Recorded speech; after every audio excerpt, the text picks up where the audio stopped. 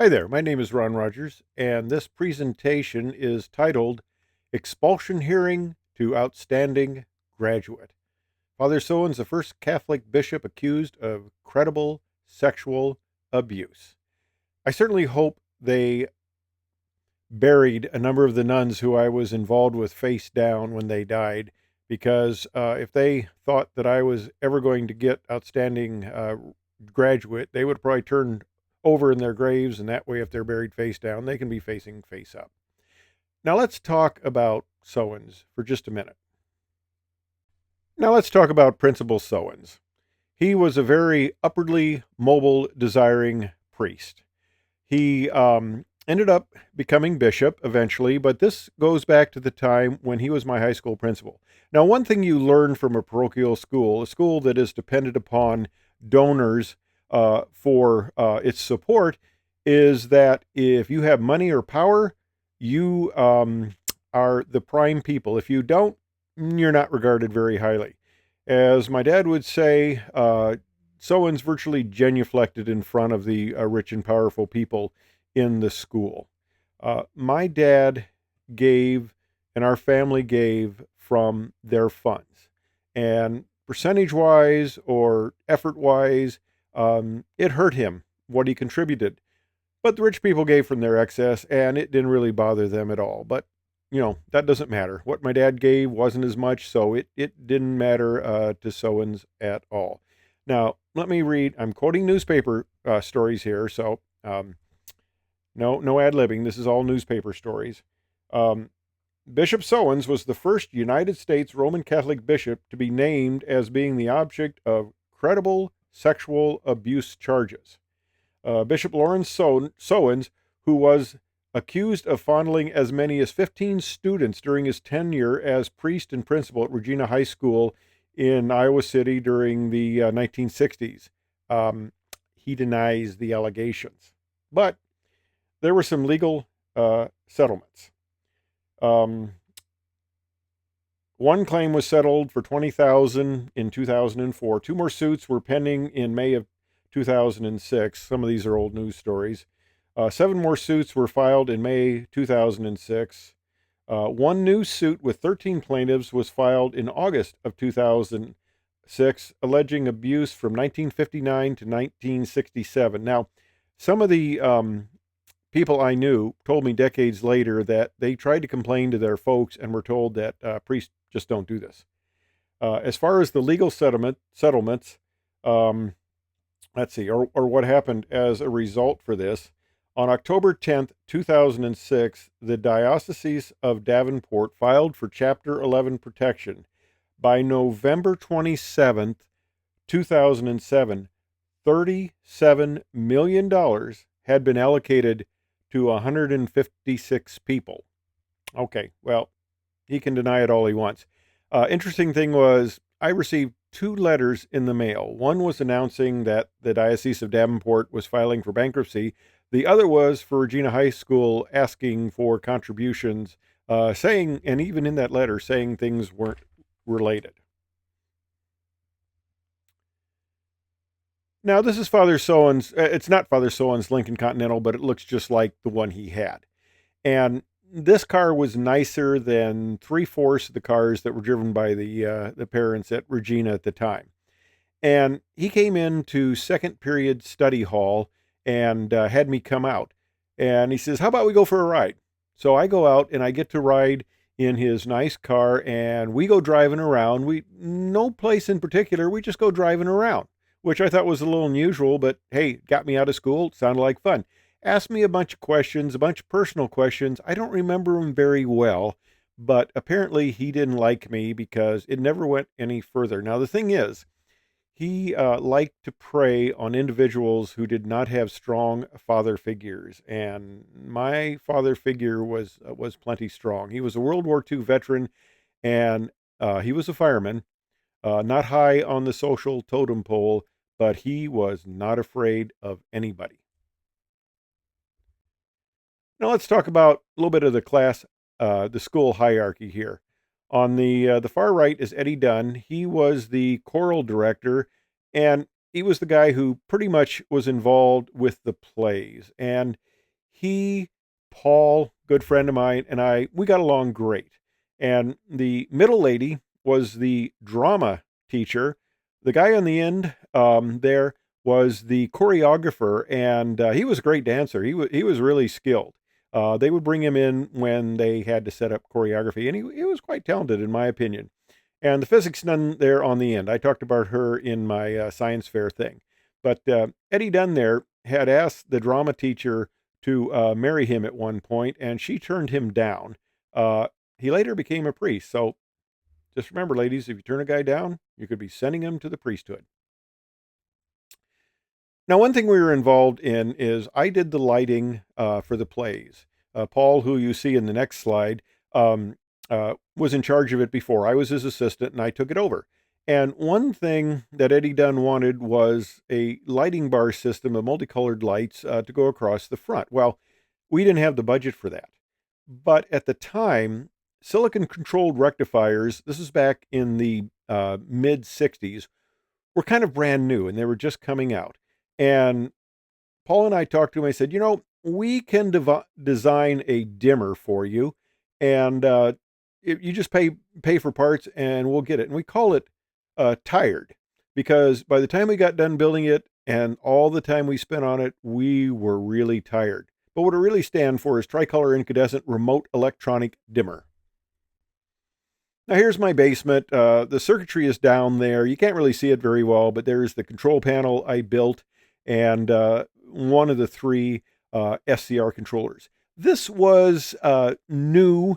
We had some basic circuits that were laid out in the electronics magazine, but we really had to tweak it. So we spent a lot of time tweaking the circuit. I etched the circuit boards myself in trichloral something. I forget what it was. It's been so long, but I etched the circuit boards myself, built the control unit, and actually built the cage this thing went in.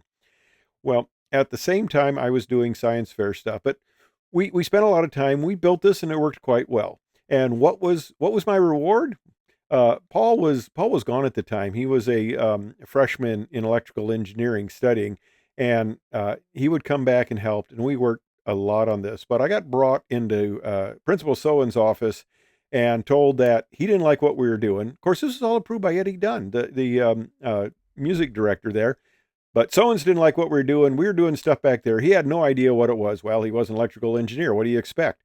And we left detailed information, but, years later, that didn't help. But he didn't like what we were doing, and he just kind of read me the riot act. Well, at the time, I had been doing science fair work, and I'd been doing quite well. As I mentioned in the other presentation, biology nun, she just signed the form. She didn't care what I was doing. She just signed it, and I went to the science fair. But then, when I was dealing with the chemistry and physics nun, she didn't like it, and she refused to sign. But I won first place in the Eastern Iowa Science Fair, and I got my all-expense-paid trip out to San Francisco. And of course, it says there that Ron Rogers of Regina High School was being accompanied by Mr. and Mrs. Art Campbell, a science teacher at City High. Well, this caused a big problem, big political problem, because here was, Regina couldn't get anybody qualified to sponsor me, so we had to go to the City High. Well, that doesn't look very good. They were going to refuse to let me go to the science fair. And, well, I would have gone anyway. I don't think they could have stopped me, but there was some stuff in the background, and finally someone's come up to me and said I could go. Well, I thought, well, of course I can go, but they counted me absent that 4 days. I had perfect attendance the entire time, but they counted me absent. Well, time goes on. SOENS leaves, and he eventually becomes a bishop, and kind of all hell breaks loose on that thing. But we got a new principal. And the red arrow is Father Wig. And there is the drama teacher who, she was the one who tried to get me expelled eventually. And, probably with cause. Now, I was a troublemaker. I asked a lot of questions. I didn't accept things face value. And then when they started to really come down on me, my mischievous aspect came out. I'll tell you what Wig said in a second, but the vice principal had remembered me from grade school, and she would bring me in her office and she would tell me, I'm a bad person. I'm going to be I am a criminal. I'm going to end up in jail and I'm going to hell. And she repeatedly told me that I was simply going to hell. And, is that so bad? Give up chocolate during Lent. You're going to go to hell anyway. Well, why bother? But, uh, hopefully that's not going to be true. And so far, I have escaped prison. I'm 73. But here's where things started to unravel. Now, this is a really nice basketball poster. Well, we didn't have these.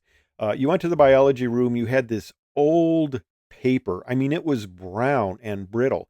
And they would lay these letters on it and they would spray paint over them. And it would say, Go Regals, win, win. And they would put this up on the wall.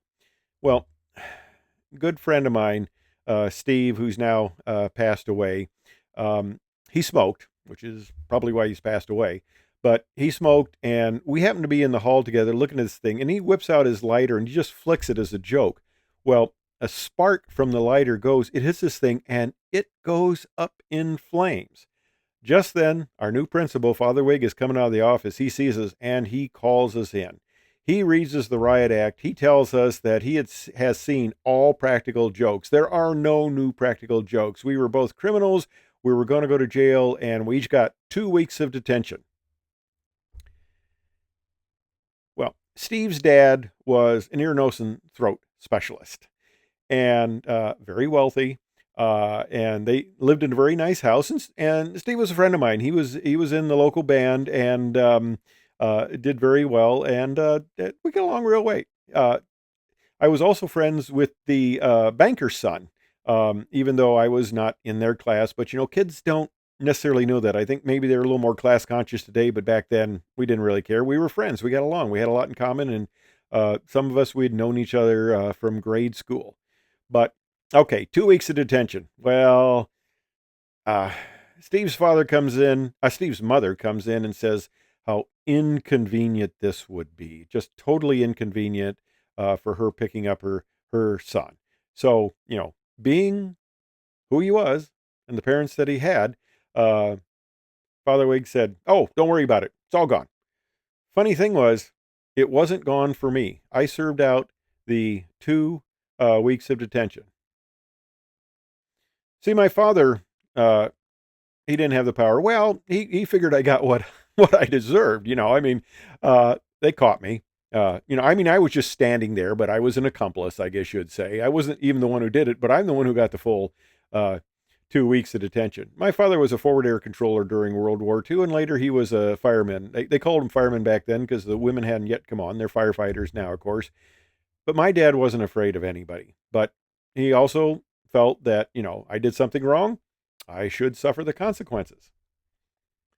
Well, I felt this was a little unfair. So I said to Steve, we got to do something. Now, I had surreptitiously, easy for me to say, surreptitiously, I had acquired a set of master keys to all the doors, all the lockers, and so I was able to enter the school. Now, I would probably today be arrested for breaking and entering. We didn't break anything. Actually, I didn't need to even use my master key.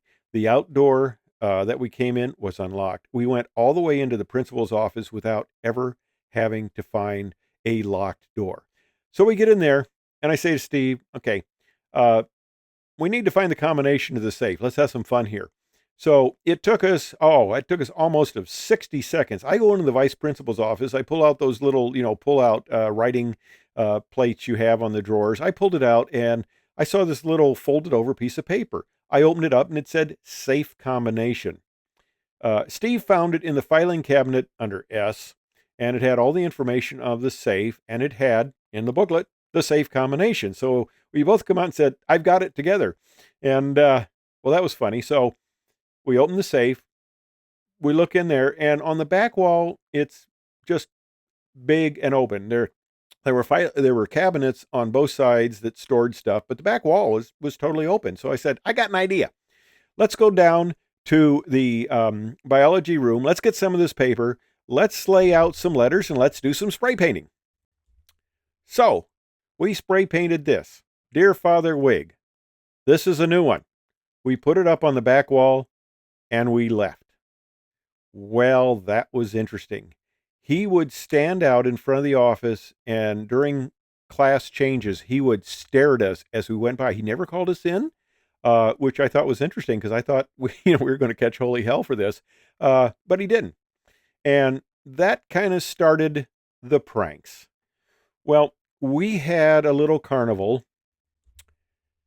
And at the end of the carnival, they had run a phone line. This is back when you had twisted pairs, no cell phones. If you wanted to talk on the phone, you needed copper twisted pair.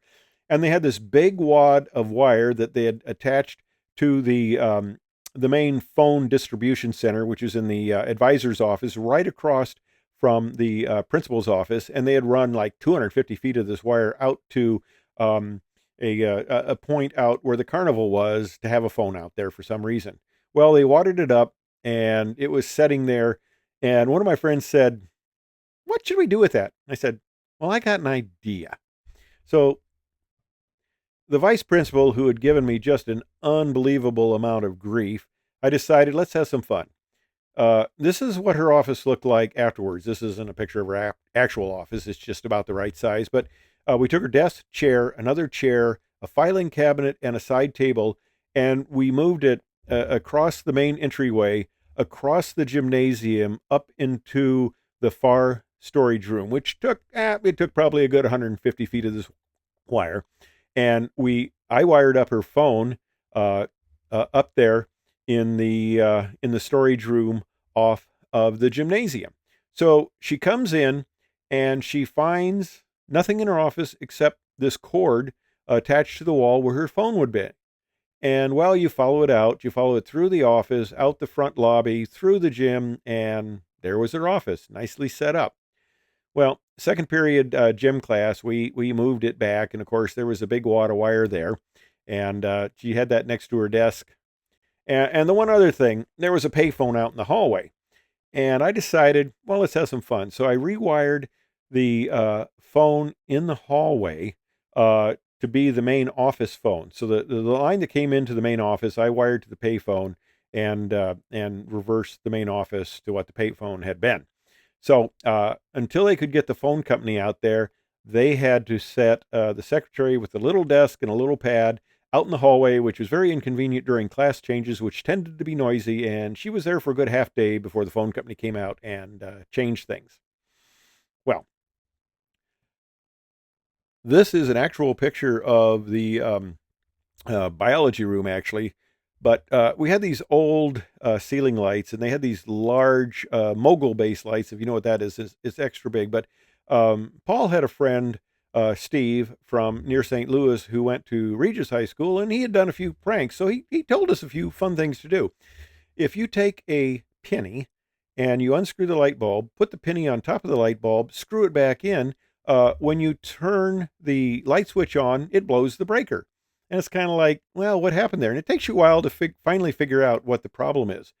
Well, there was an interesting corollary to this. The janitor who had the keys to all the circuit breaker boxes, which were, of course, locked because a lot of them were out in the hallways and you didn't want the students messing with them, so they were locked. He had run off with a woman to Florida. I can't make this stuff up. He had run off with a woman to Florida and taken all the keys with him. So it ended up I was having parts of the school without power. There was another little aspect, and it's called a shorted power plug. And I kept one of these in my pocket, and there were plenty of plugs around. And if you walk down the hallway between classes and you saw one of these plugs, I just pulled this out, I put it in there, and it sparked and it blew the breaker. And it got to be that when the other kids in class changes saw me reach in the pocket and pull this out, they started to separate away from the plug because they knew what was going to happen there. And I actually did a little bit of this in second period study hall. I'd ask to go to the bathroom. I'd go out there and I'd punch the plug that was in the hallway there. Well, the interesting thing was that circuit was the same circuit, and I'm a coffee drinker now, so I really feel sorry about this. I know I'm going to go to hell. I feel sorry about this, but I would blow the breaker that was connected to the 30-cup coffee maker, and when the faculty came in like about fourth period to get their coffee, there was no coffee. And one time I blew this, I came around and the physics nun came out to reset the breaker because by now they knew what was going on and they'd gotten the keys and that. And she looks at me and it's like, this is more than a coincidence, isn't it? So I kind of put that in abeyance for a while. And there was one other thing that I did. If you remember, well, there's actually many other things. I'm not going into all the details, but this was another fun one. There was a wall switch. You remember the old type of switches? They were very noisy and they had a spring and a mechanical apparatus in there. And these things would often fail. You'd throw it and then the switch would just flop and uh, you would go from off to on. And now it is stuck in the on position. It would just flop. Well, I was in the front office one time, and they had the switch on the wall, and I was joking. I said, "Oh, you need the lights on." And she said, "Oh, don't touch that. That's the fire alarm switch." I go, "What?" "Yeah, we turned that on to test the fire alarm to have our fire alarm drills." Interesting. Well, I had happened to had one of these broken switches, and I took it apart so I could set it so that it was off, and when you turned it on, it would throw it, it would come on, but then it would just wiggle. You couldn't turn it off. Yeah, no problem. You go back to the janitor's room and it says fire alarm on it, and it's got its own little box there. Well, I had taken and there was a loop on both sides of this, and I'd put in a little lock on that so it was locked on. And so they tested it one close to the end of the day, and the alarm goes off. And we happened to be in homeroom at the time, and it's going off, and it's going off. The funny thing is, switch wasn't working. And they went back to the circuit breaker box, and of course, that wasn't working because somebody had put a padlock on it. It took them a good 20 minutes to saw through that. All the while, the principal, SOENS, came out, and no, I'm sorry, Principal Wig came out and said, "Everybody get back in class."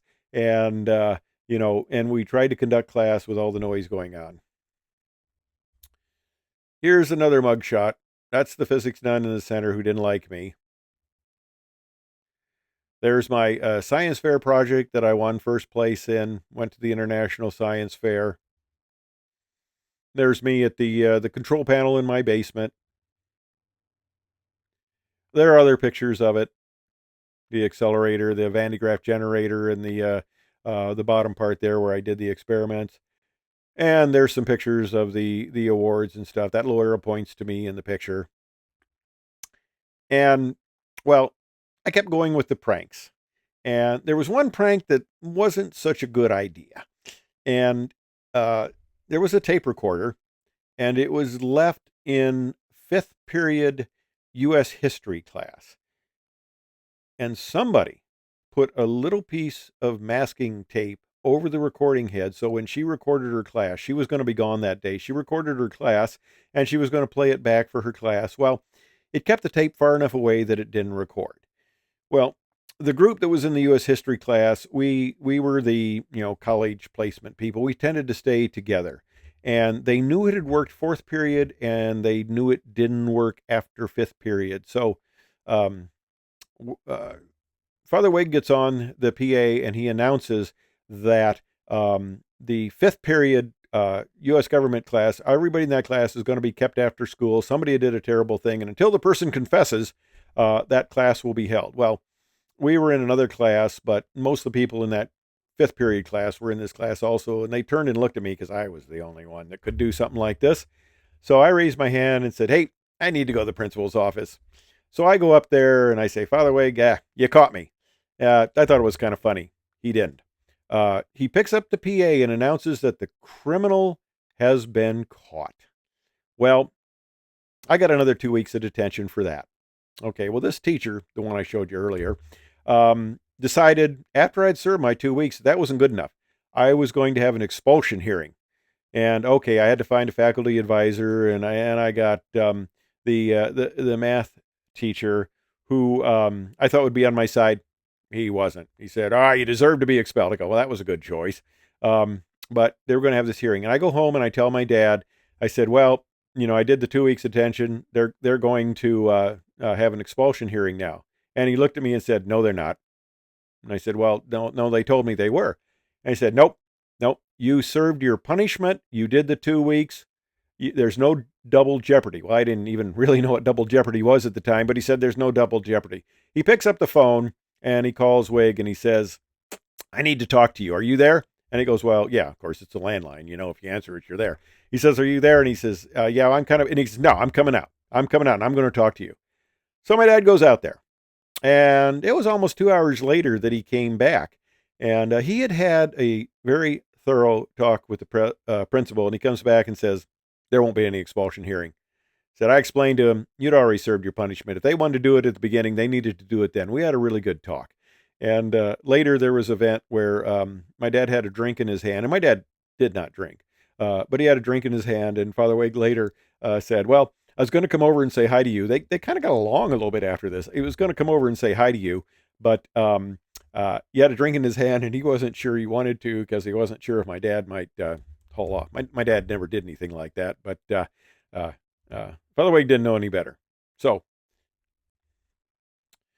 comes to the end of my high school time, and that 1 week I had been gone was the only week that I had missed, only days of school I had missed entire 4 years. Well, Karen Murphy got perfect attendance. I did not, because that 1 week I was gone to the International Science Fair. So, okay, well, whatever. Play your games. Funny thing is, and it's hard to take a picture of this because it's translucent, but funny thing was, good while later, probably most of the nuns are dead. They don't know about me. They're looking at what I've done in life, which, it's okay. And they give me the Regina Distinguished Alumni Award. So I come over there, and at the presentation, I said, well, this is kind of nice. I mean, I've gone from almost being expelled while a student to getting the Distinguished Alumni Award afterwards. So, it was kind of interesting, but it's a different school now, thank goodness. But anyway, I know that's a little long-winded. If you stayed with me this far, thank you very much. Thanks for watching. Appreciate it.